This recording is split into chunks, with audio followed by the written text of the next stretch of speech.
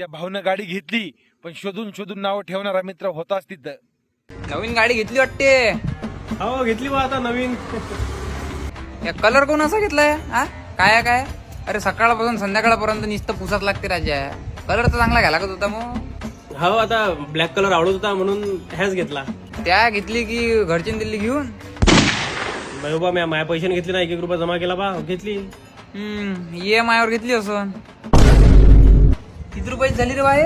15 लाखात झाली बा. 15? अरे बा तेवढ्या रुपयात राजा 4 सेकंड आणि अल्टो झाले असते. अरे बापा, तो गाडीत बसल्याबरोबर राजा बीपी वाढला मग. जैसे होऊन राहिले ना. अबे काय एवढी मोठी स्क्रीन असते का रे बा गाडीची? हा अबे माय अल्टो तरी मस्त आहे एवढीशी.